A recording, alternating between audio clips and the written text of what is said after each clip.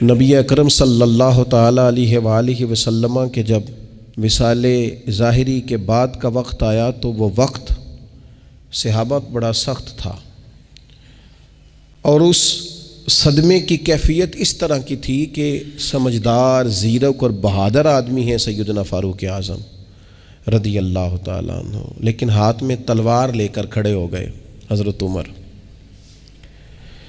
محدثین نے لکھا ہے کہ حضرت عمر فرماتے تھے حضور کے وصال کے بعد کہ اگر کسی نے کہا کہ نبی پاک علیہ السلام کا وصال ہو گیا تو میں گردن اڑا دوں گا۔ پریشان تھے، اور صحابہ کی کیفیت بڑی عجیب تھی۔ اچانک حضرت صدیق اکبر آئے۔ حضرت صدیق اکبر بھی ہیں اور حضور کے سب سے بڑے عاشق بھی ہیں، لیکن آتے ہی پہلے نبی پاک علیہ السلام کے حجرہ نور میں داخل ہوئے، حضور کے مقدس پیشانی پر بوسہ دیا۔ آنسو تھے کہ بے اختیار ہی نکل گئے۔ جنہاں دے دل بر جانی وچھڑن کون روے پھر تھوڑا۔ تھوڑی ہی دیر کے بعد اپنے آپ کو سنبھالا۔ ہمارے ہاں نا بعض لوگ دعوی محبت کرتے ہیں، مشن کے ساتھ ہی نہیں بنتے۔ کہتے ہیں جی ہم بھی خادم ہیں، ہمارا بھی آپ سے تعلق ہے، لیکن کسی مشن میں اگر آپ ساتھ کہیں تو وہ لوگوں کے لیے مشکل ہو جاتا ہے۔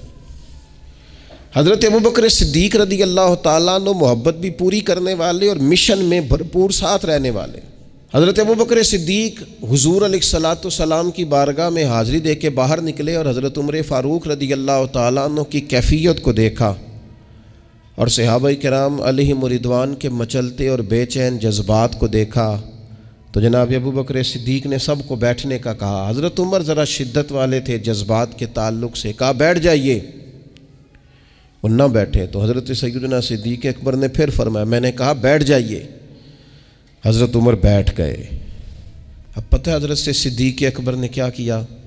قرآن مجید کی ایک آیت پڑھی، وَمَا مُحَمَّدٌ إِلَّا رَسُولٌ، فرمایا محمد صلی اللہ تعالیٰ علیہ وسلم ایک رسول ہیں، قد خلت من قبلہ الرسل،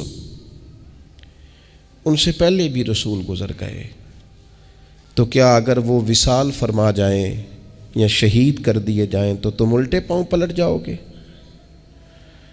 صحابہ کرام فرماتے ہیں جناب صدیق اکبر نے یہ آیت پڑھی اور ساتھ فرمایا کہ جو تو عبادت کرتا تھا رسول پاک علیہ السلام کی، وہ سمجھ لے کہ حضور نے وصال فرمایا، اللہ کا وعدہ آیا اور یہ ظاہری پردہ ہوا، اور جو عبادت کرتا ہے اللہ کی تو وہ جان لے رب حی بھی ہے، قیوم بھی ہے۔